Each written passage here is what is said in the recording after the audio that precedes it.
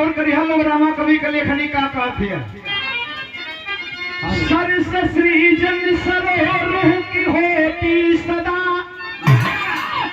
जिसके जीवन का कीचड़ ही आधार है। बेल के काट केले के कातिल मगर, गले गुलाब के कांटों का हार है। नाम होता अमर है कलाकारों का, जिनकी बाणी सुधा से सनी होती है। चित्त चंचल चतुर चैन से चेत ले, चांदनी चांद से चौगुनी होती है।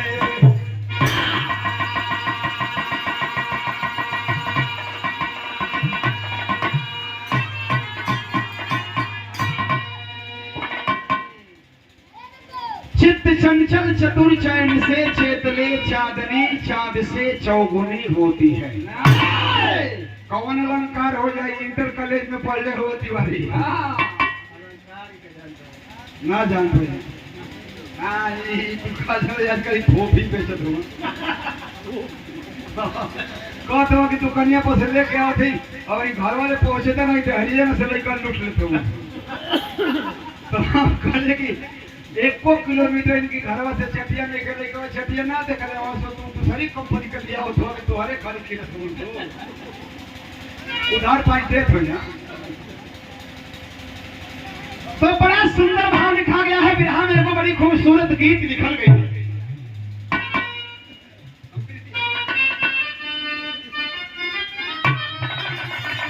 यह बड़ी पुराना गीत है हो। रामदास चाचा गावे तो कहे कि मुंबई का बड़ो रंडी बोले रहो, कहे कि हम प्रीतिया करतियो न जनली, हम प्रीतिया करतियो न जनली कि जिंदगी जवान हो गई।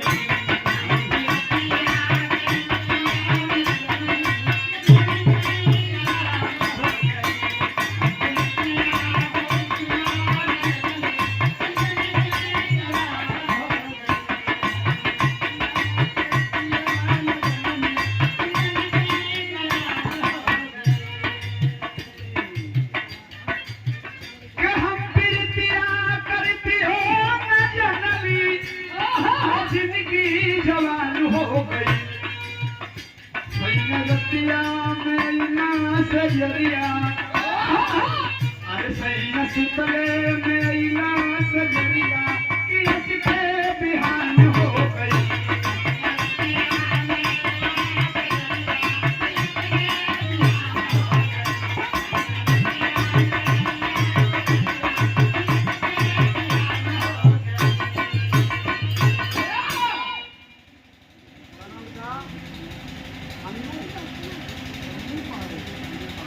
अच्छा, और ये प्यारी सी छोटी सी बिटिया की तरफ से पुरस्कार आया है अन्नू पांडे। तो बहुत बहुत धन्यवाद देते हैं। बिटिया को पढ़ लिख करके माता पिता का नाम रोशन करें, देने वाले दाता को बहुत बहुत नमन हो। तो बिरहा में बड़ा सुंदर भाव लिखल गई है। गौर करी हम लोग क्या कभी लिखले हुआ हो। भाव भर ले भराई न दिल के, अरे भाव भर ले भराई न दिल के कातिल निगाह हो गई।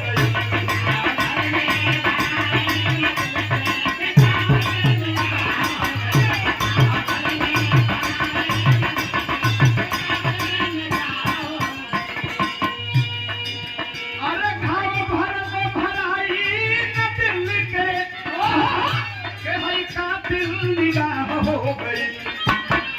सूरा सुंदर फैशन जवानी, अरे सूरा सुंदर फैशन जवानी में दुनिया तबाह हो गई।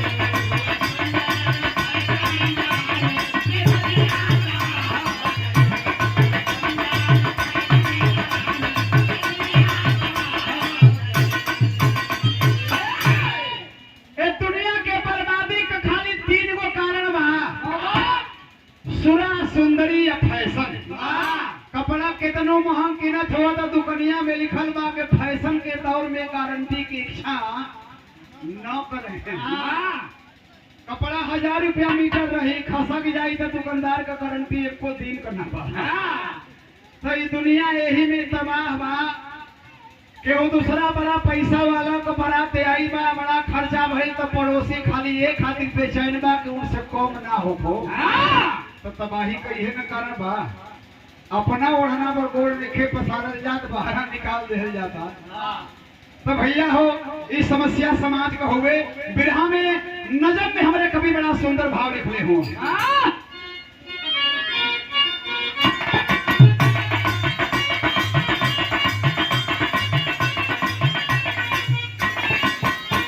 गुलशन में छिप के बुलबुल जब गीत गा रही, देखा श्रृंगार का भाव लिखले हो।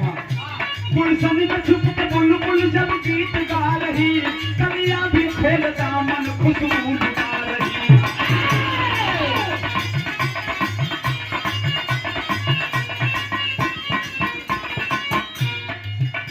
मदहोश बहारे बिकल पराग ढूंढती,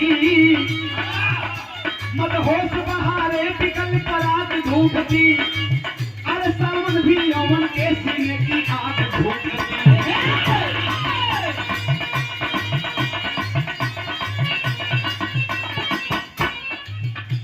जैसे कि रंग फूलों का उतारा गया हो, अरे जैसे कि रंग फूलों का उतारा गया हो, उस रंग में ही चीतन को संवारा गया हो।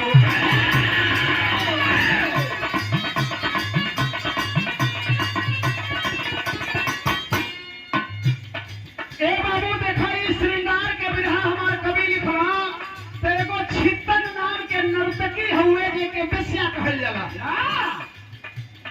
नाचले गावल काम न हुए हो, शरीर के व्यापार के काम हुए। तो एगो नाचे वाली का वर्णन हमार कवि अपनी कविता से करत हो।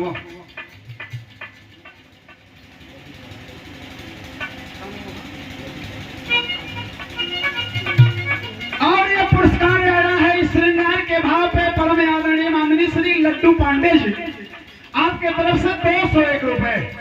बहुत बहुत आपको नमन करते हैं, प्रणाम करते हैं। सब भैया लोग के नमन प्रणाम है। तो एगो नाचे वाली नर्तकी का वर्णन कैले हो, नाम ओकर हो छितन बाई। तो छितन बाई हो कैसा? जैसे कि रंग फूलों का उतारा गया हो, उस रंग में ही छितन को संवारा गया हो।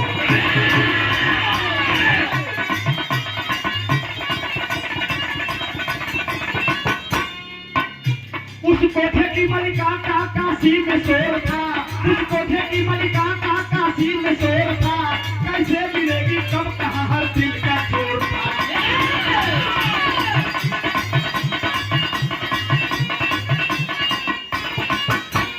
हुस्न पे फिदा काशी नरेश चेत सिंह, हुस्न पे फिदा काशी नरेश चेत सिंह, छितन के पास भेजे हैं संदेश चेत सिंह।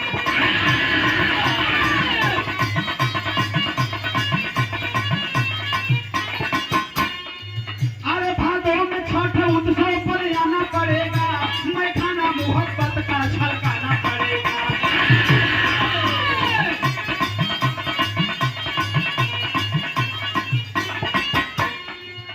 राजा का पत्र पाकर वह धन्य हो गई,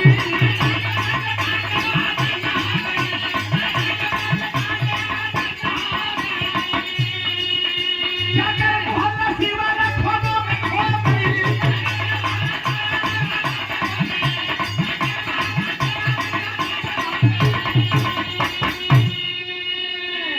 छितन बाई के नाच के, उनके कला के चर्चा काशी नरेश राजा चेत सिंह के यहाँ तक पहुंचल बा। राजा चेत सिंह जब सुनला कि हमारे राज्य में छितन बाई नाम का नर्तकी बड़ा सुंदर नाच दिखावत बा, और ओकर मंडली बड़ी चकाचक बा। राजा चिट्ठी लिख के भेज देना वो नर्तकी के हैं कि तुमको हमारे यहाँ जन्माष्टमी के छठिहार के दिन तुम्हारा प्रोग्राम होगा। तो राजा का चिट्ठी पौले में एगो नाचे वाली हो तो देख लो ओकर मर्यादा कितना बड़ बा। राजा चिट्ठी भेजले हुआ कि तुम्हारा कार्यक्रम, तुम्हारे नाच का कार्यक्रम हमारे यहाँ होई जन्माष्टमी के छठिहार के दिन। राजा का चिट्ठी पौलस मार अपनी दे अपनी मन का नकदम दे गदगद न हो गई। अरे हल्लुक पात्र के ऊ चिट्ठी नाम दे ले बा, राजा का खाते आइल बा और राजा के यहाँ नाचे जाइब आ तनिको नीक नाच हो जाई तो राजा के यहाँ कोनो 10-20 रुपया का नोट लौकी नहीं। वो नोट का भरमार नोट तो अलगा मिली, गहना की तो ढेर मिली। नर्तकी अपना मन में कल्पना करे लागल, सोचे लागल है। बिरहा में एगो तरल लागल तनी आगे से मास्टर।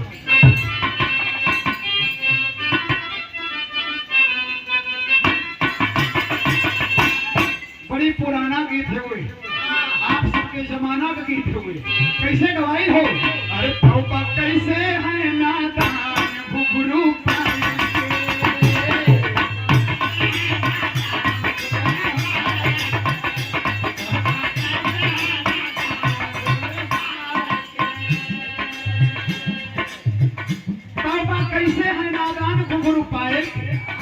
गीत हल्ला बिरहा में बड़ा सुंदर भाव लिखल गई का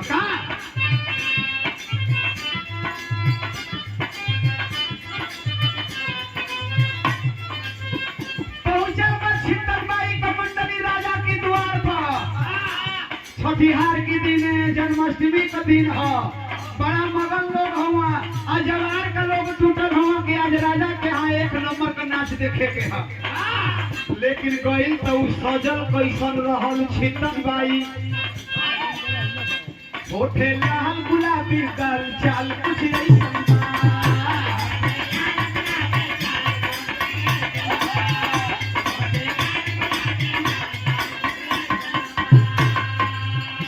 होठे लाल गुलाबी गाल चाल कुछ ऐसन होठे लाल गुलाबी चाल गाल कुछ ऐसन अरे जैसे लगन हवा साल साल कुछ जैसे लगन हवा साल साल कुछ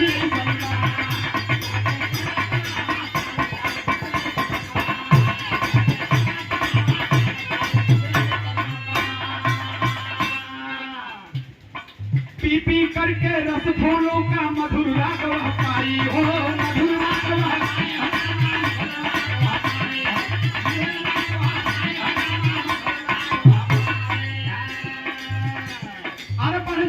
हर दिल की धड़कन लेती जब अंगड़ाई चाल कुछ ऐसन बा। अरे बढ़ जाती हर दिल की धड़कन लेती जब अंगड़ाई चाल कुछ ऐसन बा। माल पर लगा बरसने माल चाल कुछ ऐसन बा। माल पर लगा बरसने माल चाल कुछ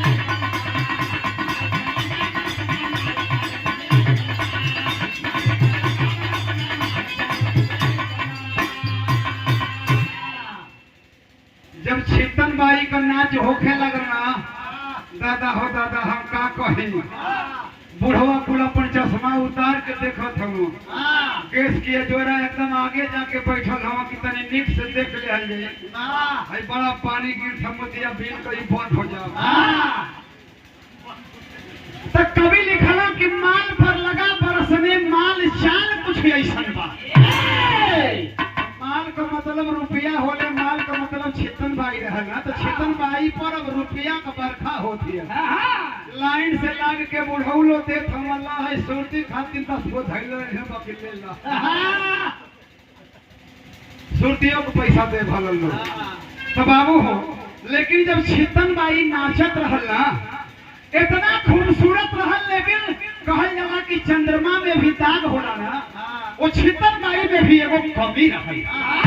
कमी ओकरे में का रहल भैया कि जब नाचत रहल या जब मार फेरा मार के जब नाचे ना, तो ओकरा ही निचवा का घघरिया तने उठ गई। आ जब घघरिया उठल तो ओकरे गोड़वा पर है जंघिया के निचवा, ओकरे गोड़वा पर कोढ़ का निशान रहल।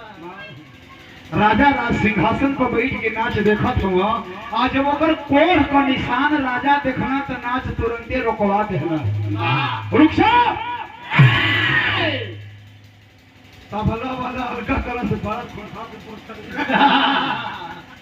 हारमोनिया वाला तो तुरंत चौकी से को नीचे कैलस के निकलत तुरंत। हाँ राजा बिगड़ल का बात है, इहो जैसे रहल वैसे ही खड़ा। राजा कहत हो कि नाच बंद कर दो, रोक दो। का बात हो गई बाबू, बिरहा में तेरी लिखल है के ऊपर।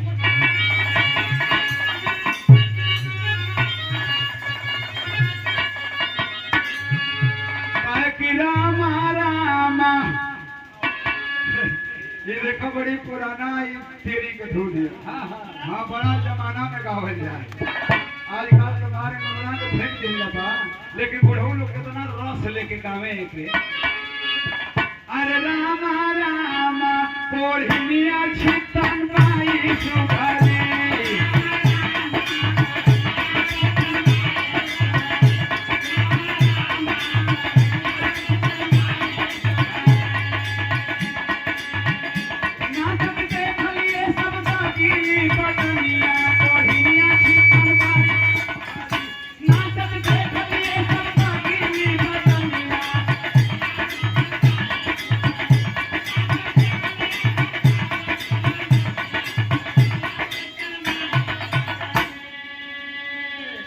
राजा देख ले हला, देखो या लो जे बैठल रहा नीचे वो लोग देख ले हला।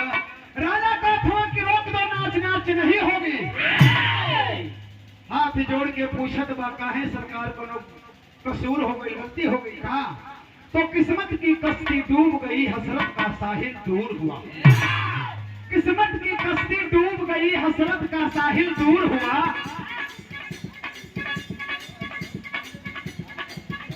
जिसमें रंगीन थी तस्वीरें वह दिल दर्पण भी चूर हुआ। अरे करलाल नलन बोले राजा कोढ़ी क्या गला दिखाएगी? जो राज खुला है आज यहाँ अब किसे छुपा ना पाएगी।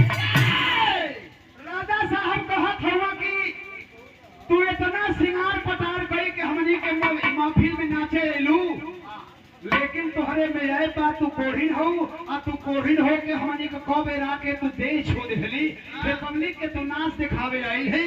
तो लाल राख कई के राजा कहत हुआ कि तुम्हें मेरे राज में रहने का अधिकार नहीं है। तू मेरे राज को छोड़ करके शीघ्र अभी के अभी यहाँ से निकल जाओ। राजा को जब आदेश भइल कि राज छोड़ के निकल जाओ, तो सोच गई छितन बाई की राज से निकल के जाइब हमारी है धंधा बा, आ कहीं और जाके अपन नाच करब तो दूसरों देश में जाइब तो ऊ रजवा तो इहे बतिया न कही। जैसे नीक बाटे कि अपन जीवन लीला समाप्त कर नहीं, मर जाई न रहब न नाचब न, एक तरह का बदनामी होई। भइल का बाबू हो बिरहा के रसिया में भाव।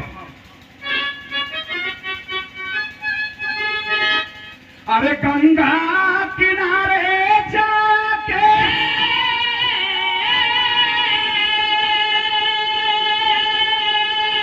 अरे कहन लागी छिताल बाई, अरे दुनिया में हम के ना कतहु ठेकाना।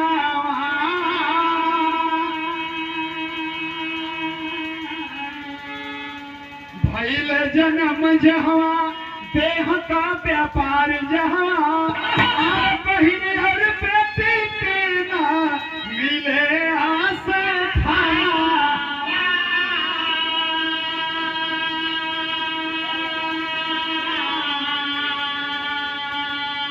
हम भगिनिया के बजर में हनवा हो, हम भगिनिया के बजर में हनवा हो।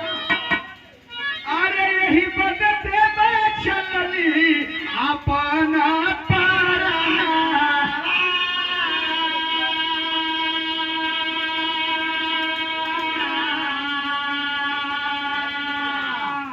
छितन बाई सोच गई कि दुनिया में हमके रहे का अधिकार ना बा।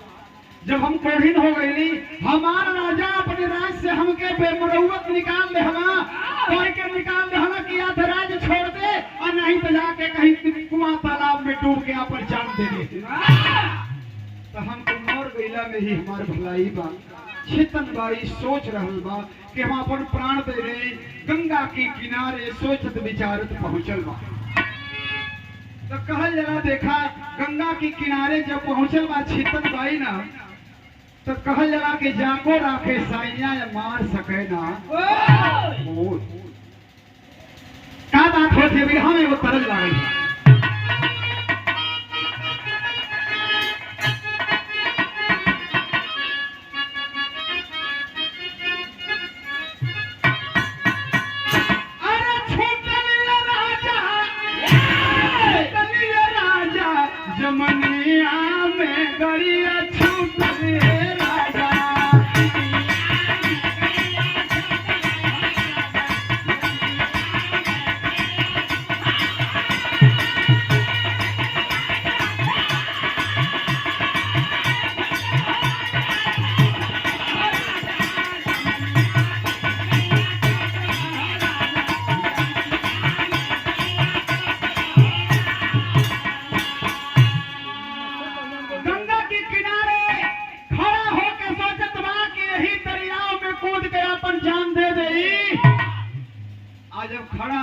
जीव कूदे के करत या अतौले पीछे से एक आदमी आवाज दहले बा रुक जा बिटिया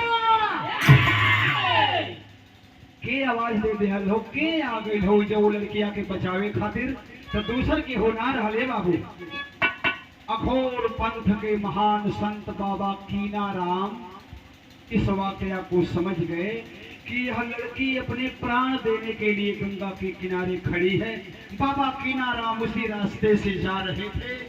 बाबा कीनाराम आवाज दे दी, आवाज दे के रोकत हो का कहत हो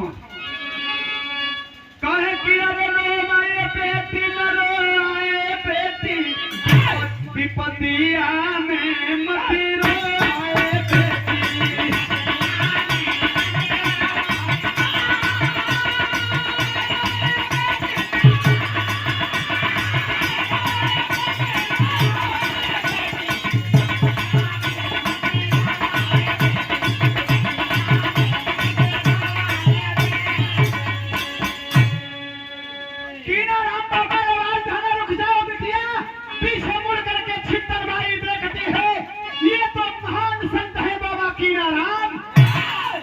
कीनाराम बाबा पास आए, इशारे से बुलाए, इशारा से बुला करके अपने पास खड़ा किए। पूछते बेटी क्यों जान देने के लिए गंगा में तू कूदने जा रही थी? रोत बाटे रोत छछा पाती रो के पैरवा पकड़ लहलस कलस बाबा ये दुनिया में हमके जिए का अधिकार ना है तो मरे ना तो क्या करी हम? बाबा कीनाराम कहना कि ये बेटी तो के तो के कह दे कि तो के जिए का अधिकार इस संसार में ना है। बाबा हम नर्तकी है अपने राजा चेत सिंह के यहाँ नाच दिखावत रहली भाई हमरे गोड़ पर पैर पर कोढ़ के निशान बा यही के राजा देख लेहला तो कहना कि तो के राज में रहे का अधिकार ना बा। कीनाराम बाबा कहत हो कि ये बेटी तो खाली ये तने खातिर तू जानते बे जात रहली है। तो बाबा कीनाराम कहत हो कि बिटिया सही हम कहते हैं कि आज यदि तोरी कोढ़वा का निशानवा ठीक हो जाए तबो तो मुअल चाहबी। अरे बाबा तब जब ले हमारी उम्र रही हम तौले जिए आपका नाम लेके जिए। तो बाबा कीनाराम कहता कि एक दिया तो ठीक न हो जाई तो अकेले इलाज छोड़े के बाद अपन प्राण देने के बाद। तो कीनाराम बाबा उपाय बतौला का कहना कहले कि काशी क्रीम कुंडा में छितन नहैली अरे काशी क्रीम कुंडा में छितन नहैली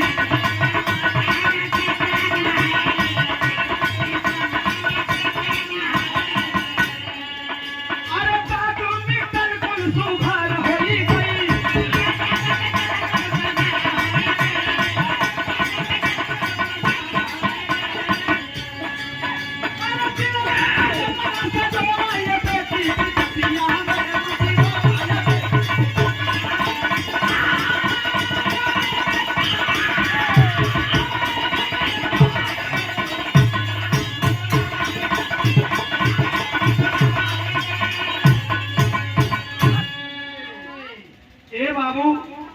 कीनाराम कहना कि बिटिया ये तोहर कोर ठीक हो जाई।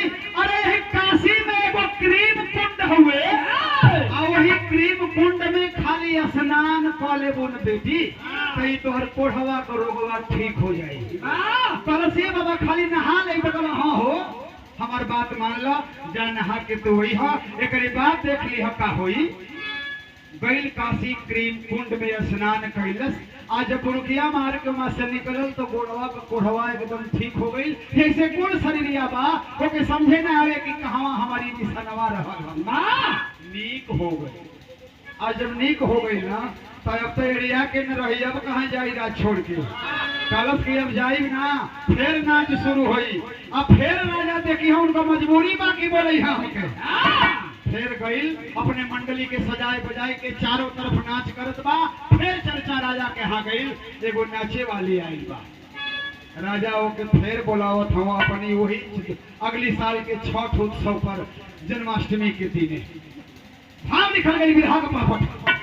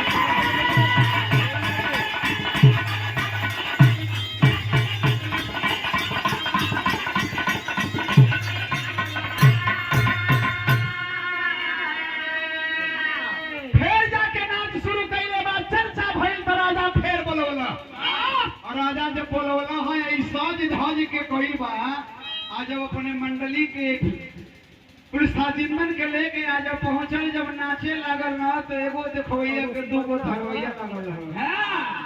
आदमिया कहत हम समझावत हम अपने आदमियन के कितना मत बेचैन 20 रुपया लेके रखो।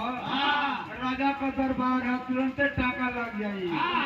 कैसे कि जैसे पुलिस समझो सिपाही हो मार के दहिया सोच कर दिया जल्ला इशारा के तो मेरी समझ जाए करा, इशारा के ना बुझबो फंस जाइबो। कबो कबो इशारों में बड़ा नीक काम हो जाला।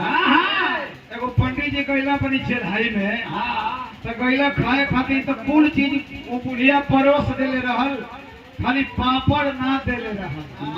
आदमी के ही बुझला कि यदि लाखों का सामान मिल जाई, कौड़ी भर का सामान ना मिली तो वो कौड़िया भर का कीमत उनके लाखों का जनाला।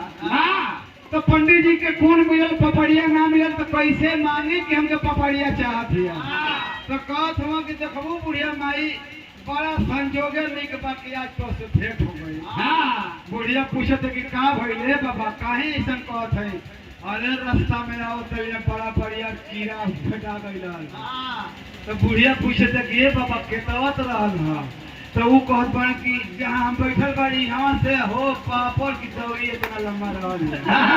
तो वो बुढ़िया कहते कि अरे बाबा हम तो पपड़िया आपके देवे न कब हम कीड़ा के बताओ। अब फिर यही तरह से वो इशारा का बात और फंस गई।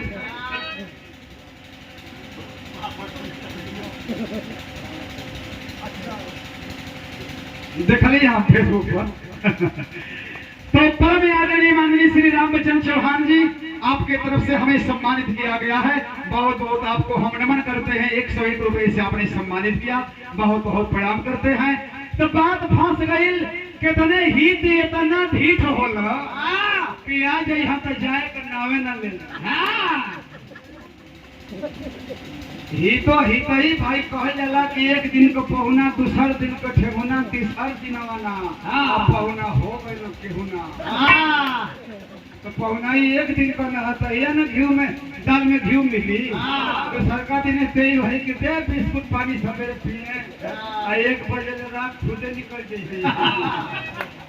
लेकिन तब वो एक ढीठ मारा के निकल है ना।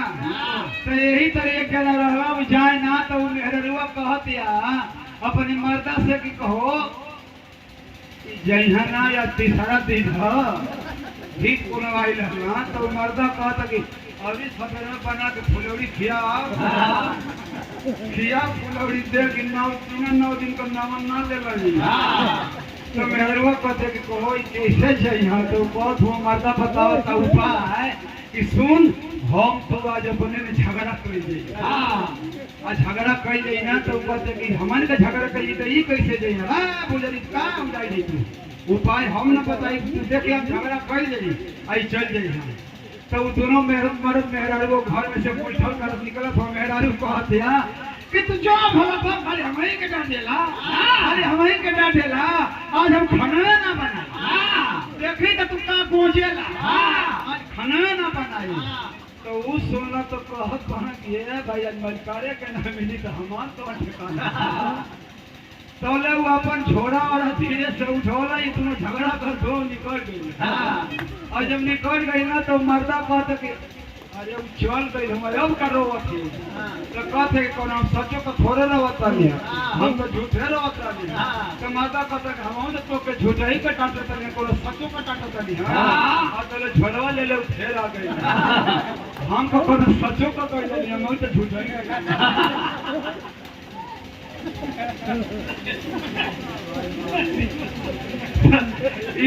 इशारा का बात हो जावे कीनाराम बाबा इशारा करके बुला के कहला बेटी काशी प्रेम कुंड में नहीबू ठीक हो जाइबू नहा लहलस ठीक हो गई फिर दोबारा नाच भई राजा अपने राज दरबार में बुलौले हुआ बिरहा के आखिरी रात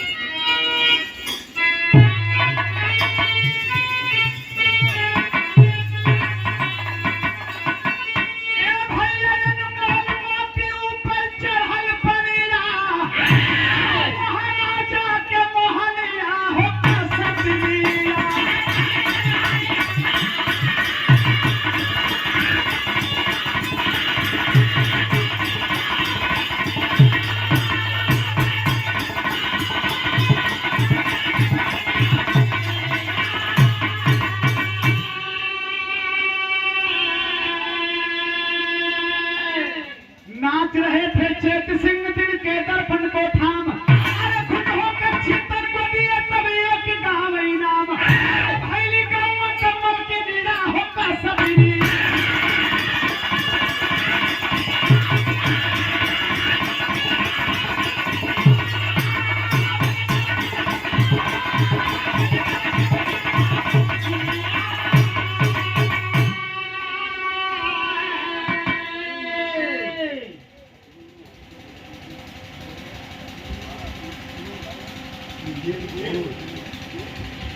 और ये 51 रुपए हमारे भाई ब्रजेश गौड़ जी आपके तरफ से हमें सम्मानित किया गया है बहुत बहुत धन्यवाद देते हैं भाई को नाचत हुए राजा के छितर भाई आज देश दूर के नाचत है तो राजा एकदम खुश हो गई घरिया उठल जंगिया देखला तो कहत हो गई रोक दे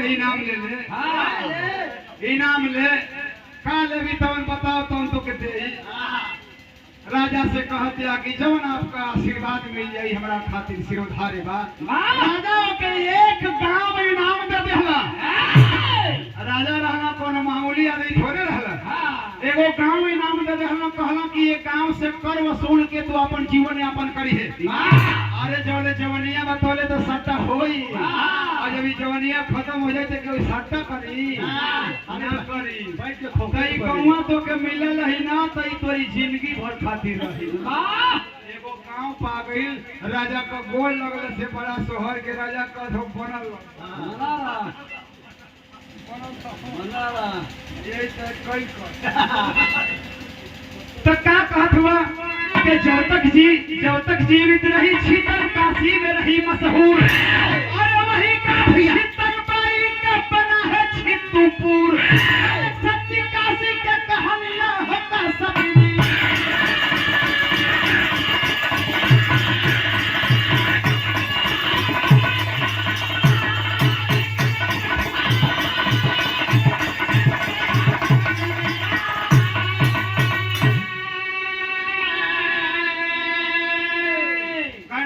जइबा लो तो टेम्पू वाला बोले लगे तो छितुपुर वही छितनबाई के नाम पर वो जब छितनबाई मर गई तो वो छितनबाई के नाम पर छितुपुर चौराहा पड़ल, आज भी काशी के वो महानगर में मौजूद बा। तो गुरु बिहारी, गुरु गणेश, गुरु रामलाल, गुरुकारी, स्वर्ग से चंद्रिका कवि बच्चन जी बने छितनबाई सुभरी पंचदारा कवि के